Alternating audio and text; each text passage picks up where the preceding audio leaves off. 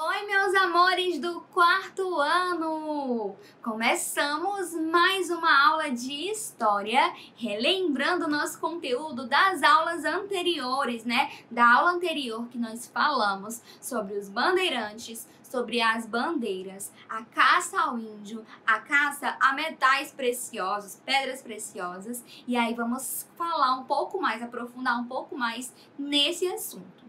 Na aula passada, nós sabemos já, né, que os bandeirantes eles se organizaram para fazerem expedições de caça ao índio e de busca de tesouros de pedras preciosas. E esse era chamado o remédio para a pobreza, lá na capitania de São Vicente, que foi uma região que pouco desenvolveu-se com relação à cana-de-açúcar. Por isso, para não passarem necessidade, eles buscaram outras alternativas, como pastoreio, a policultura e também as bandeiras. E aí as bandeiras prosperaram tanto que ela se tornou uma profissão e até as crianças começavam a se preparar, porque ela foi uma profissão passada de pai para filho. Então, desde jovem, o homem da família começava a preparar-se para essas bandeiras, para participar. Desde os 14 anos, ele já entendiam mais sobre a mata, iriam buscar informações, treinavam, aprendiam a usar armas e realmente era considerado uma profissão da época. E aí eram permitidos participar dessas expedições qualquer homem que tivesse interesse, independentemente da sua classe social. Então bastava querer ser um bandeirante que a pessoa era aceita no grupo. Esses grupos de bandeirantes muitas vezes eram formados por pais, filhos, irmãos, tios, sobrinhos, então envolvia mesmo todo mundo da família e também participavam alguns indígenas aculturados, que eram aqueles indígenas que aceitavam a catequização e aceitavam conviver pacificamente com os colonos. Também participavam alguns africanos escravizados e aí sempre tinha uma pessoa que era responsável pela parte religiosa, porque como eu falei para vocês, a Igreja Católica ela participou muito nesses primeiros anos do Brasil, ela atuava muito, os jesuítas eles faziam parte da comunidade e aí a religião era muito forte nessa época. Por isso, existia uma pessoa que participava das bandeiras, que era chamada de capelão. Ele ficava responsável pelas questões religiosas do grupo. E para poder fazer essas expedições, os bandeirantes eles precisavam preparar alguns materiais. Eu até já falei para vocês que algumas pessoas ricas financiavam essas bandeiras porque queriam algo em troca também, né? E aí eles levavam armas, cobertores, mantimentos e outros equipamentos que auxiliassem a sua sobrevivência, porque, como eu já falei para vocês, eles começavam a adentrar o interior do Brasil e era muito perigoso porque era uma mata fechada, inexplorada e, como eu já falei para vocês, em alguns desses lugares lá no interior do país tinha muitos indígenas. E é aí que entra uma questão muito trágica também, né? Que é a questão do aprisionamento, da captura de muitos indígenas nesse período. Agora eu quero que vocês observem essa imagem aí da tela.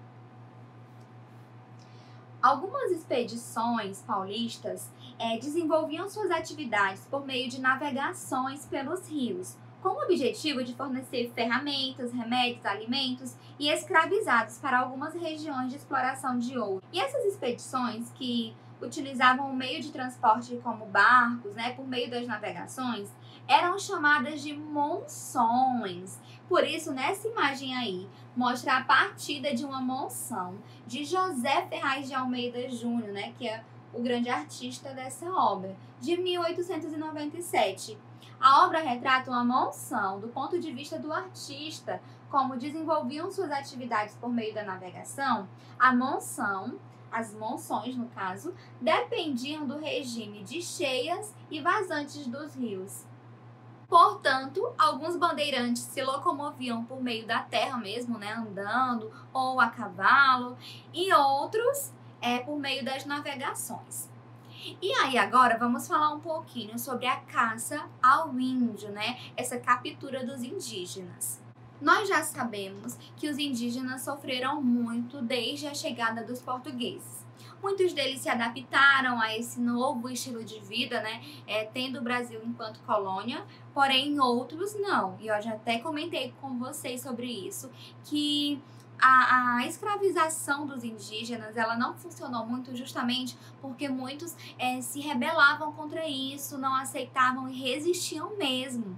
E aí, isso provocou muitos conflitos entre indígenas e colonos. Alguns indígenas zangados, né, por terem suas terras invadidas, invadiam também os povoamentos dos colonos e aí começava uma grande guerra. Porque quando acontecia isso, os colonos queriam revidar e muitas vezes o armamento dos... Muitas vezes não, né? Na maioria dos casos mesmo. O armamento dos colonos era um armamento mais pesado, armas de fogo, enquanto os indígenas usavam arco, flecha e armas brancas. E por esse motivo eles acabavam perdendo essas batalhas e aí aos poucos iam sendo dizimados. E aí dentro desse assunto a gente entra numa questão delicada. A coroa portuguesa criou algumas leis que protegessem os nativos daquela terra, né? Porque eles eram os primeiros moradores do Brasil e eles tinham alguns direitos, né? De ter a sua terra, de ter sua moradia, de ter sua fonte de alimento. Então, a coroa portuguesa fez a seguinte lei: apenas era autorizado atacar ou escravizar os indígenas que fossem considerados rebeldes, né? Aqueles que provocassem alguma briga, aqueles que realmente não aceitavam aquela situação do Brasil de colônia. E aí, nesse sentido, ficou muito fácil burlar essa lei, porque não era difícil provocar um atrito entre os indígenas. Os portugueses, eles conseguiam fazer isso, fazer com que os indígenas ficassem chateados ou irritados, até porque eles invadiram a terra deles, né? E aí usavam disso como artifício para matar e capturar mais e mais indígenas.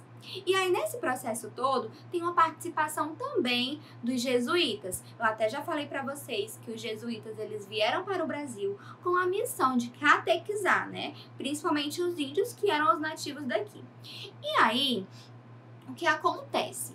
Esses jesuítas começaram a formar alguns povoamentos com esses indígenas. Eles montavam uma igreja, uma capela, e aí esses indígenas conseguiam viver por lá e eles aceitavam a fé católica.